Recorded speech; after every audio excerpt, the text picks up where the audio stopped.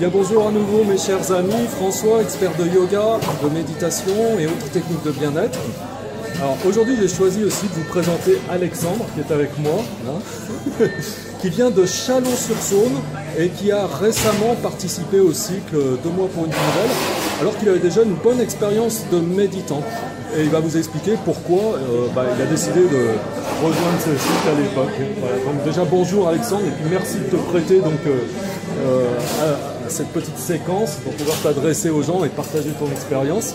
Voilà. Alors oui, je disais, qu'est-ce qui t'a amené à vouloir faire ce cycle alors que tu étais déjà quelqu'un d'expérimenté dans la pratique méditative?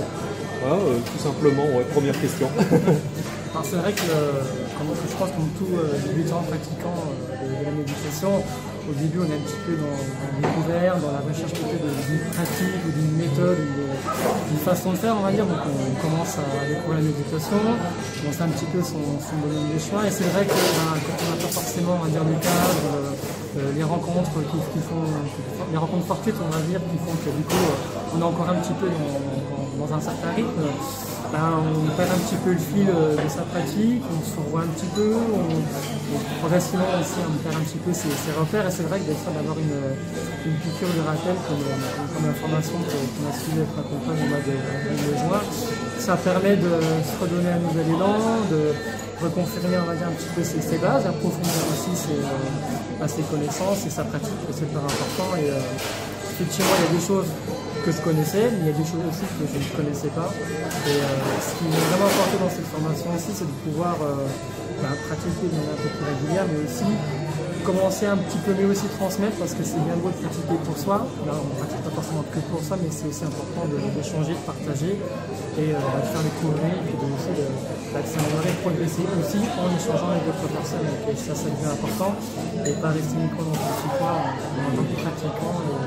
C'est aussi dans ce petit-là que la formation a beaucoup aidé pour vraiment apprendre, en tout cas, à mieux transmettre, à mieux s'ouvrir aussi à d'autres formes de pratique, d'autres méthodes, d'autres approches, on va dire, authentiques soient-elles, on va dire. Donc voilà, ça s'est présenté à un bon moment. D'accord. Ok, d'accord, alors merci. Alors oui, ce que je retiens, c'est que tu expliques qu'on peut toujours s'enrichir des différentes approches qu'on peut avoir les uns et les autres. Finalement, ça contribue à nous faire avancer, donc ce partage d'expérience. Et puis bon, tu as parlé aussi du fait que ça permettait de relancer un petit peu une certaine motivation, de retrouver un élan pour pratiquer. Et puis, alors peut-être pour terminer, je voudrais que tu parles un petit peu plus aussi de ce que tu fais sur Chalon-sur-Saône, pour permettre aux personnes aussi de s'initier à la pratique méditative. Je voudrais que tu parles 1 ou 2 minutes de ça, parce que ça, si vous êtes certaines personnes du coin à écouter cette vidéo, eh bien peut-être que ça vous intéressera aussi d'en savoir un peu plus. C'est vrai que depuis quelques mois, j'ai essayé je travaille dans une clinique privée en fait, je prends en charge des patients qui ont des problèmes de poids et de surpoids.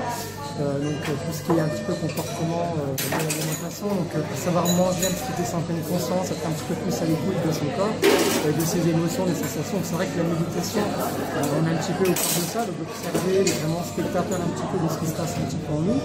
Donc j'ai eu la chance d'avoir pu mettre en application en pratique la méditation dans le cadre de mon travail, mais aussi à l'extérieur, c'est-à-dire que j'ai voulu aussi commencer à faire découvrir en tout cas la méditation, pas forcément sur une technique particulière, mais au moins un grand public pour vraiment sensibiliser les personnes à cette pratique, à cette approche qui est vraiment quelque chose de très porteur, de très intéressant pour sa santé, c'est pour soi, pour les autres, pour le bien-être, le bonheur de tous.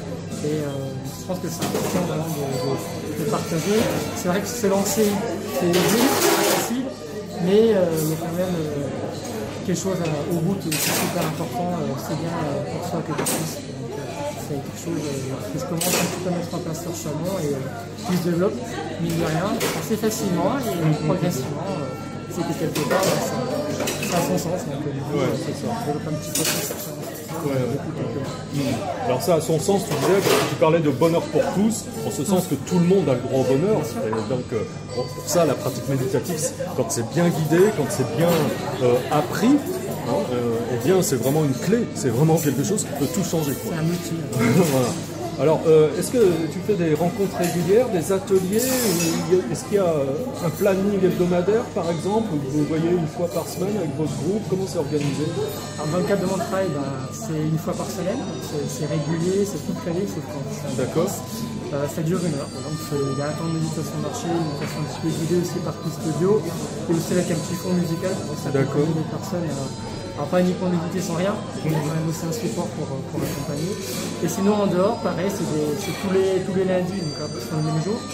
Pareil sur 1 heure et 1 heure et demie, donc là ça fait un petit peu plus longtemps. Donc là j'ai actuellement un groupe de 4 à 5 personnes régulières. C'est ça que il y a un turnover assez important, parce que c'est un peu aussi. Bien sûr. Et ben là je commence vraiment à avoir un petit noyau qui commence à faire son chemin. Et d'ailleurs le noyau est tellement, on va dire, je pense en train de se poser, qu'ils m'ont même demandé d'avoir un autre moment de la scène pour plus long encore, pour vraiment avoir une pratique un petit peu plus régulière. Donc c'est bien, c'est content que ça se développe de plus en plus, et c'est qu'il y a une demande. Donc voilà. Il y a des choses en tout cas. Voilà. Alors bon, vous voyez, en Alexandre, il y a vraiment quelqu'un d'engagé et qui partage, et qui a vraiment le souci de partager, enfin la motivation de partager. Et puis je parlais avec Alexandre tout à l'heure, je disais d'ailleurs, tu viens à une soirée resto à Lyon alors que tu habites à Chalon-sur-Saône. Alors, vous voyez, à un moment donné, bon, c'est question de choix, qu'est-ce qu'on veut. Voilà. Et donc là, ça révèle l'importance qu'Alexandre accorde donc à cette pratique méditative, à cette recherche intérieure. Voilà, il en fait une priorité dans sa vie, et puis là, ça produit des résultats. En tout cas, si vous êtes sur Chalon, n'hésitez pas à revenir vers moi, comme ça je vous communique les coordonnées d'Alexandre, qui sera ravi bien sûr de vous accueillir. Et puis encore une fois, au nom de tout le monde, je veux te remercier pour ton partage d'expérience ici. Et puis comme d'habitude, si vous avez aimé cette vidéo, cliquez sur j'aime. Si vous ne l'avez pas aimé, cliquez sur j'aime pas. Non. Il y a un petit bouton par là, quelque part, qui se balade, s'abonner si ce n'est pas encore fait. Faites des commentaires, posez des questions, j'y répondrai volontiers. Voilà, et je vous dis à bientôt pour une prochaine vidéo. Au revoir mes amis.